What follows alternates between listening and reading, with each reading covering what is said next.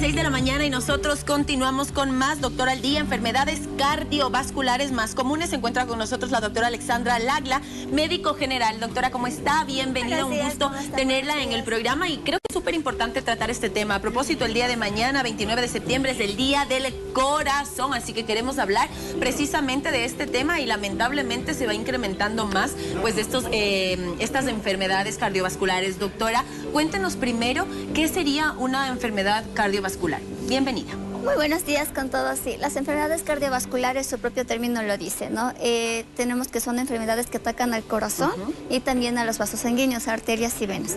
Las principales enfermedades cardiovasculares que tenemos aquí en el país que registran altas, digamos, porcentajes de muerte y enfermedades son, por ejemplo, el infarto de miocardio, accidentes cerebrovasculares. Tenemos otro tipo de enfermedades cardíacas, por ejemplo, cardiopatía coronaria, que son las afecciones de las arterias del corazón, que de ahí sale el nombre, coronarias. Tenemos otras que son congénitas, esas digamos son en porcentaje mínimo, y también las que son derivadas de infecciones como la cardiopatía reumática. Entonces, las más comunes que son derivadas de lo que ya conocemos, los factores de riesgo que son el sedentarismo, la obesidad, el tabaquismo, enfermedades que no son controladas a tiempo como la hipertensión arterial, la diabetes mellitus, todo eso incrementa el riesgo de padecer enfermedades cardiovasculares como las que mencioné, infarto de miocardio y accidente cerebrovascular. Nosotros tenemos anualmente que estas dos enfermedades provocan el 25% de muertes, entonces sí es un porcentaje bastante alto. Por su parte, la CV provoca alrededor de 30 a 40% de discapacidad. Imagínese un paciente que sufra un accidente cerebrovascular, que el más común es el isquémico.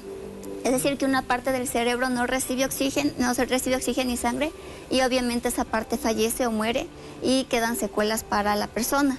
Las discapacidades que pueden originar una CV, por ejemplo, son del habla, de memoria, de movilidad, porque el cerebro coordina todo, ¿no? Es el comandante de todo, básicamente. En el infarto de miocardio es algo similar. Nosotros tenemos que, digamos que esta es la arteria, ¿ya? Esta es la arteria, el vaso que nosotros tenemos. ¿Qué pasa con esta patología, con el infarto de miocardio? Tenemos que la grasita o el colesterol, los triglicéridos, por eso siempre estamos los doctores atrás de que contrólense, porque esa plaquita se va a formar de grasa. Va a seguirse cerrando. Con el paso del tiempo llega un punto en el que se cerró, no pasa la sangre, no hay circulación, no hay riego sanguíneo y esa parte del corazón fallece. O, digamos, es la isquemia, ¿no? Que nosotros en términos médicos lo conocemos. Y esa parte del corazón muere. Y eso, por eso se producen los infartos de miocardio. Depende mucho en qué sector se provoquen, ¿no? Porque hay, digamos, arterias más pequeñitas digamos que las coronarias son un tronquito grande. Hay más pequeñitas que serían las ramas y dependiendo de dónde está ubicado el infarto, producen los síntomas también. Un infarto de cara anterior generalmente produce dolor opresivo aquí, se provoca el hormigueo del brazo izquierdo, dolor a que se irradia la parte de acá de mandíbula. Por su parte, el que es de cara posterior generalmente provoca dolor, que se puede confundir con un cuadro intestinal o gastrointestinal, porque provoca el dolor, digamos en términos comunes, en la boca del estómago. El ACV, por su parte, que son los más comunes que les estoy mencionando, va a provocar un dolor de cabeza bastante súbito, o sea que comienza abruptamente y es un dolor bastante fuerte y opresivo. Tenemos que aparte de eso también se acompaña de parestesia, es decir, como que inmovilidad de la mitad del cuerpo. Tenemos como parálisis facial, existe la debilidad, o sea, si ponemos al paciente a hacer esto, se le cae el brazo y también tiene como que dificultad para hablar. Si nosotros identificamos esos síntomas en cualquier familiar, en cualquier momento, enseguida a 911 o si le podemos movilizar emergencia mejor. Entonces tenemos esos cuadros porque, como digo, son 17 millones a nivel mundial de personas que fallecen, digamos, anualmente por este tipo de patologías. Doctora, yo, bueno, le iba a preguntar otra cosa, pero creo que nos vamos a ir más por qué deberíamos hacer que sea quizá inofensivo en caso de no ser, porque se habla mucho de tienes este tipo de dolor intenso, demasiado intenso, que podría representar un accidente cerebrovascular y todo el mundo se habla de tómate un ácido acetilsalicílico, digo yo, ¿no? De lo que uno se conoce como estos mitos populares, o aparentemente podría ser un infarto y tienes que hacer esto, o un masaje cardíaco. ¿Qué se debería hacer como medidas preventivas nosotros en casa si detectamos que un familiar nuestro podría estar pasando por una de estas situaciones sin que sea algo riesgoso en caso de que no esté sucediendo esto? Una medida preventiva que no pueda llegar a afectar en caso de que este no sea el cuadro. En el caso de la ACV no se recomienda administrar ningún tipo de medicación, porque generalmente es hemorrágico, ¿no? Pero también hay el otro 20% que es químico, el 80% y el 20% es hemorrágico. ¿Qué pasa si tenemos un cuadro hemorrágico y nosotros le damos la aspirina, que es el ácido acetilsalicílico? Provocamos más hemorragia. Correcto. Entonces se descarta una vez que se llega al hospital, entonces solamente los síntomas son similares en ambos. No se recomienda en ese caso administrar ninguna medicación. Obviamente si ya se detectan los síntomas, llevarlos enseguida al hospital, porque mientras más tiempo pase, más va a ser el daño. Hay muerte de neuronas, daños de sinapsis, de sinapsis entre neuronas, entonces la secuela va a ser más grave mientras más tiempo esperemos. En el caso del infarto de miocardio, si nosotros vemos estos síntomas que ya mencioné, ahí se recomienda como emergencia y en el último recurso de que estemos muy lejos de un hospital, puede ser en áreas rurales, utilizar la aspirina sublingual, ¿no? Pero solamente en esos casos. Correcto. Porque lo ideal sería no automedicar al paciente, porque podemos ocasionar algo peor, porque puede que el paciente que esté sufriendo estos cuadros sea alérgico a esa medicación y empeoramos el cuadro. Entonces, sí es recomendable que cuando veamos esto, enseguida al hospital, ¿no?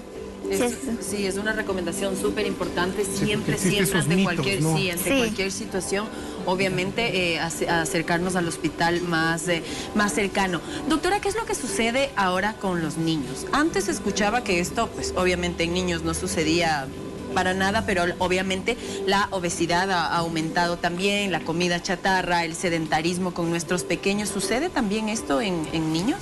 Generalmente el infarto de miocardio y el ACV suceden en edades adultas, ¿no? De 40, 50 años. Mientras más edad vamos teniendo, los riesgos van incrementando por los factores que tenemos de base. Ahora sí, justamente se está ya viendo obesidad, diabetes tipo 2 en niños de 10, 12 años por el tipo de alimentación que llevan. Es un poquito, digamos, poco común en estos niños, pero sí puede pasar si tenemos altos riesgos. Por eso la importancia de hacerse controles médicos rutinarios para determinar si es que tienen algún tipo de enfermedad de base que podría acarrear algún tipo de infarto, de ACV. Y también nosotros lo que vemos en los niños en edades tempranas son cardiopatías congénitas, que los niños nacen con algún problema de válvulas mitrales, de algún tipo de síndrome, entonces ahí es donde se ve con los niños. Estar muy atentos y con control. Doctora, en 10 segundos nada más, ¿por qué hoy en día, en los últimos años, esto ha aumentado? ¿O es idea o es una percepción? Se escucha más de deportistas de alto nivel, se escucha en pruebas atléticas, gente que se muere en campos de fútbol, gente que ha estado entrenada. ¿Qué está sucediendo?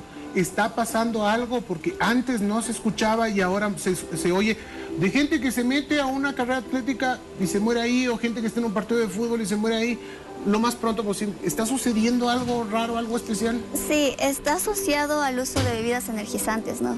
Hay muchos deportistas de alto nivel que utilizan este tipo de bebidas que tienen no solamente cafeína, sino otros agregados que pueden ocasionar una vasoconstricción sostenida de las arterias y provocar el infarto.